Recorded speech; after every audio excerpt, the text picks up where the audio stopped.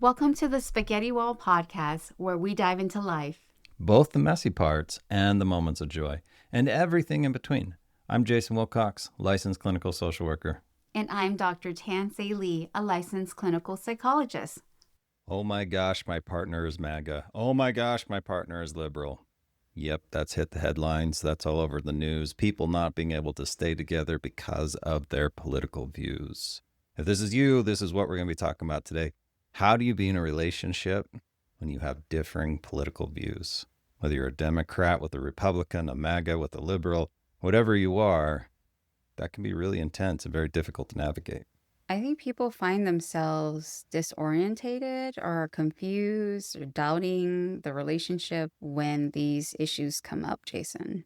Yeah, this can be really intense because what's happened is people have really personalized politics and they've internalized it a tremendous amount. So they've made it really about identity and self, and it can become a really hard topic to talk about. What are some tips that you might have in couples navigating this when they realize or they start to see the dividing views and perspectives? Well, the first thing to always notice is that what creates conflict in all of this. So first off, if you have these differing views, what do you want to do about it? The easiest course of action is just to say, yeah, we have differing views. We're not going to see eye to eye. So how about we go ahead and just leave this topic alone? It's just one we're not going to touch in our relationship. Let politics be, hey, that's a no-go for us. Let's stay out of that. We have differing views and we can move forward in life without discussing it. Some people are fine with that. I think I like having that shared understanding and agreement. And some people really need to talk it out. Well, if you really need to talk it out, but it's going to create a conflict in your relationship, do you really have to talk it out with your partner? That's a great question. Can you take it somewhere else where someone else that does value having that political conversation with you, where it doesn't hinder or harm a relationship that you want to have, and take it there? Well, I guess you're mistaking what I'm trying to say here is like if I'm a person who sees that my partner is having very different views and I don't understand it, and I really just want to understand why they see things that way and why they believe these things, and I want that conversation. So I don't think I'll get it from talking to another person. So it's someone that's it's important to them to talk to their partner about it. And see, this is where it gets complicated.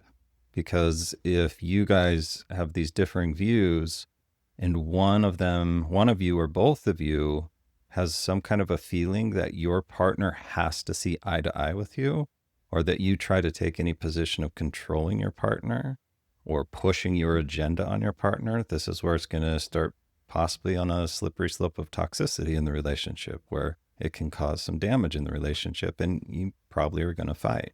Right. So I hear what you're saying. Sounds like it's important to respect when your partner's not ready to talk about it. But I guess if I were in this situation, I would say my intention is not to force my views on them. My intention was to just understand more. Yes, but that's a slippery slope is what I'm saying. It's a slippery slope because if either partner wants to control the other one's viewpoints or needs the other partner to see the same as them, it's going to probably get ugly. But if both partners can take the approach that you're talking about, Thaen, where what we do is we just say, I am interested and curious, and I'm not going to take it personal if you have a differing view. I can just see that it's a differing view. You might have a healthy conversation, understanding you don't have to see the same in the end, that it's okay that you have these differing views. And it's just fun to understand each other. Exactly. That's what I'm talking about, Jason. So it's like, hey, hun, I see that you see differently on this, and I do too. And I have that understanding already. And right now it's just me wanting to know more about it, of why, and not for you to see my point, but for me to understand your point better. Yeah, which is a great approach. Again, as long as nobody starts taking a position where they have to defend, they have to fight, they have to try to control the other one or push their agenda, because that's where it gets problematic. Oh, yeah, I wouldn't feel good if that was happening. And some people may not know that they're doing that. And people sense, people can sense that, oh, there's like an agenda being pushed on me, or I don't like how this feels. It doesn't feel good. And this might show up in a lot of different ways if you take this other approach of trying to push. Right? I've worked with couples where one partner, he would go on and find all kinds of videos to prove his points, and then he would send them to his other partner. And so he would constantly send these videos showing his points, and this felt intrusive and pushy for the other partner because the other partner didn't ask for it. The other partner wasn't interested. And so even that way, you're moving to a pushing position versus, hey, we both want to understand each other and have a healthy conversation around it. Oh, yeah. And I've had partners who they'll blast and turn on their news channel that is highly offensive to the other partner because they don't identify with those views that are being broadcast. And so sometimes they lead to being triggered, or they lead to being shut down, or they lead to fights. Right. And this is where it goes back to if you are with someone that has a different political view and you really want to make it work, you have to understand your other partner of where their boundaries are on the topic. So if a boundary is, hey, they don't care for my news that I watch on in the home blasting, then take a different approach, right? Like there's headphones you can buy that connect with TVs that are wireless that you can listen to it without blasting it so your partner doesn't have to listen to your news. There's other ways to, I don't know, there's many other ways. Yeah, I love it. Like, for example, this partner, she just asked her partner to say, "Can we put on some music?" Because that was something that she enjoyed, and they had shared taste in music, so that worked out. Right. To find things that you both like when you're both around each other, and then they can watch the news when the other partner's not around. Yeah. So, what are some tips or tricks, or like things to stay away from as far as navigating how to move forward with your partner when these things can feel like they're so divisive? So first one we've already kind of been talking about, which is set boundaries. It's okay for you to advocate for yourself to say where your boundary is and say, hey, I don't want it crossed here. Right. And it's really important that if your partner does that to you and says, hey, these are my boundaries, it's really important to hear them and to honor those boundaries. Another tip would be to watch out for and try not to ascribe negative traits to your partner because of their views and making them a villain. Yeah, absolutely. I mean, I see this happen sometimes where people get lumped into this group, some political group, and they see something on the news that's really negative about that political group. And so then they just assign that to everyone else that associates with that political group. When they don't feel that way, see that way, that's not really them. So if your partner, if you see this person outside of their political views, that they're normally kind to other people, they're someone you enjoy, they engage, but their political views are just so hard for you to imagine them having, it's important to see that there's a positive intention behind their political views. They just see a different way to operate this world and to navigate it and how politics should operate. But it doesn't mean that they're now some very evil, negative, terrible person. Yeah, I think an example of that is like I'm on social media and I have friends and family members who have different views from me.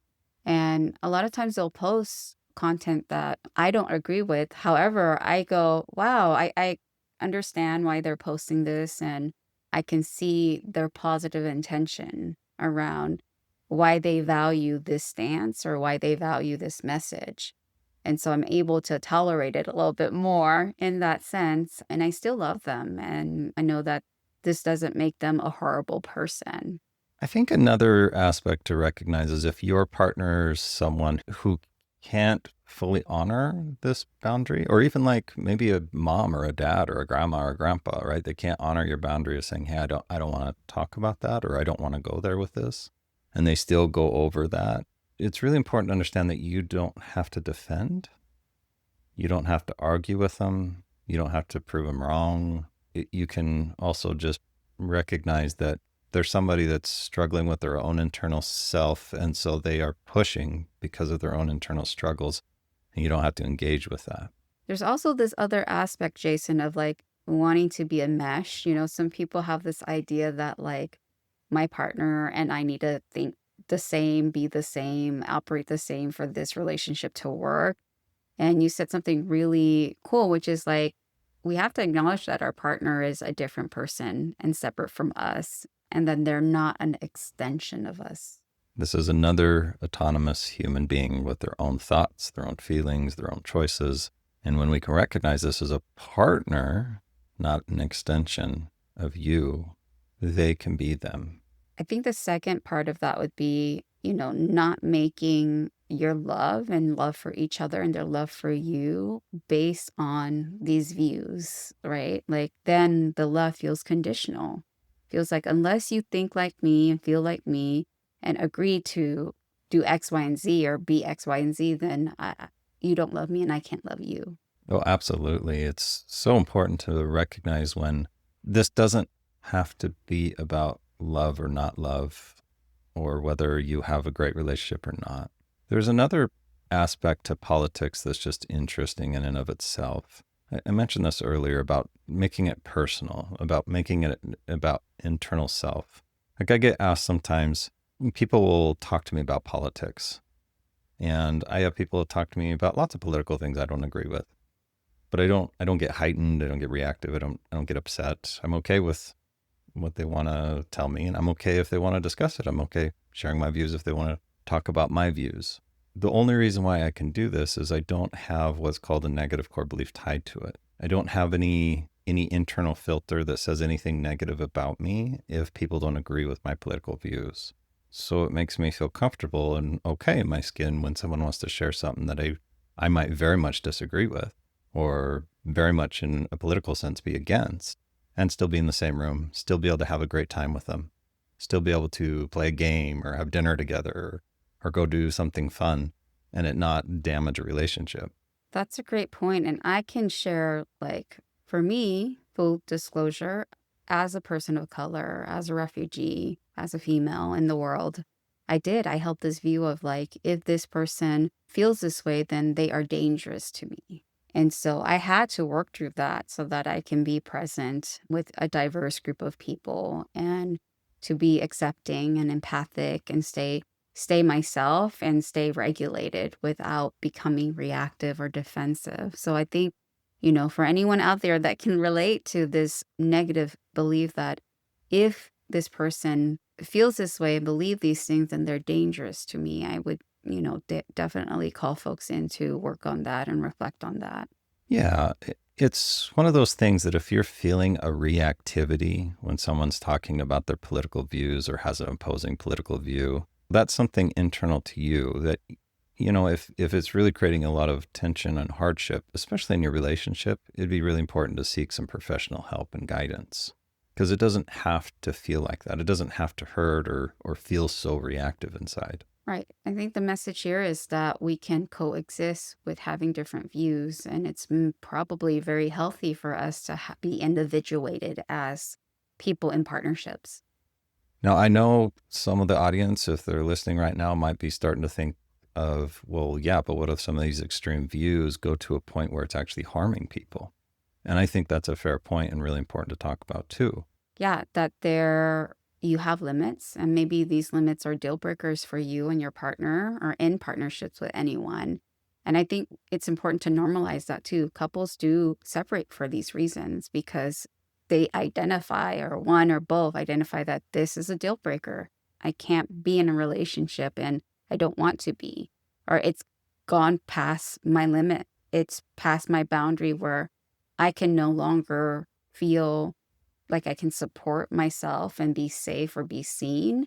And now I'm self-sacrificing and it's violating my values. So it's just understanding that if you get to a point that it's so toxic or that hard and awful, you don't have to stay there.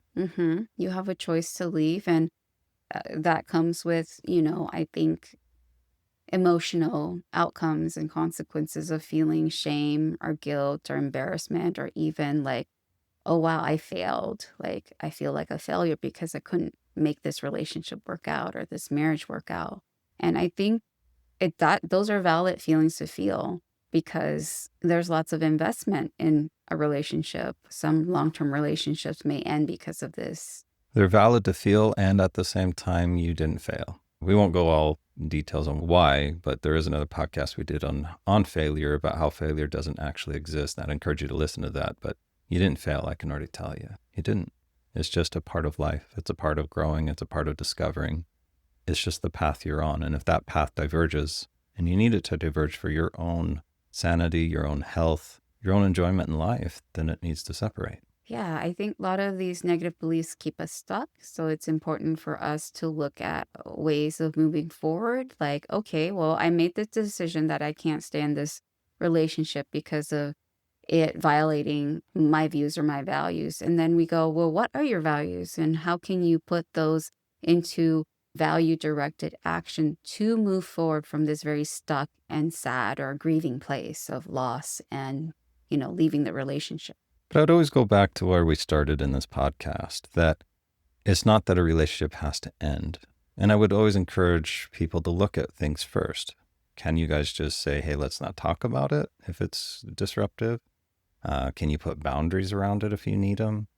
Is it causing you reactivity? If it is, can you do some internal work to work through your own reactivity, to get rid of those, what we call the negative core beliefs out of there so that you don't feel reactive to it? Like, are there things that you can put in place so you can have still a beautiful relationship with someone that you don't agree with? I'd always encourage you to look there first.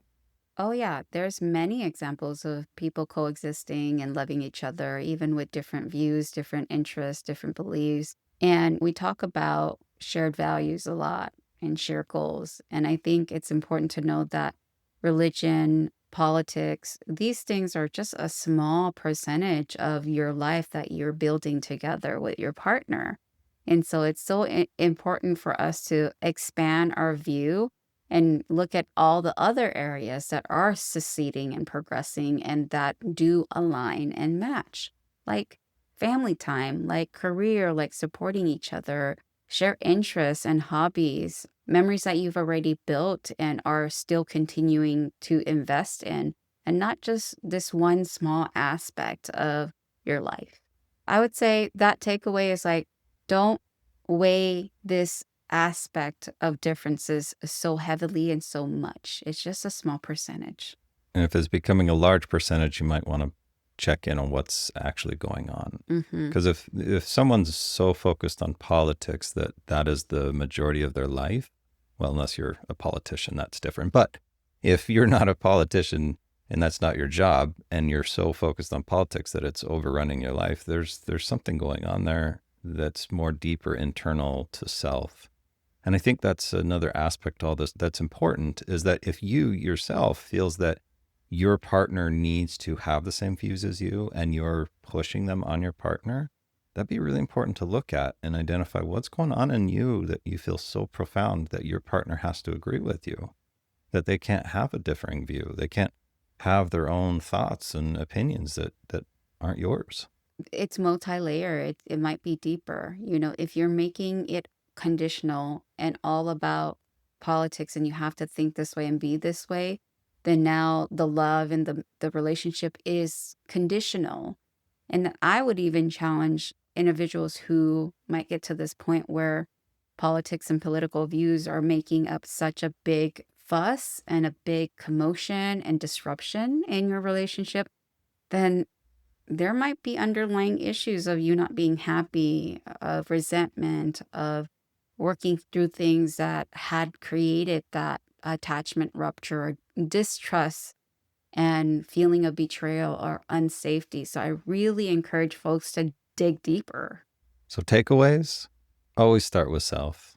Look at what are your behaviors? What are you doing? Are you the one pushing? Can you put boundaries in place? Boundaries are important if it's a struggle. Can you find what's creating such reactivity in self? And if it is, kind of work through that and identify the things that are causing those issues.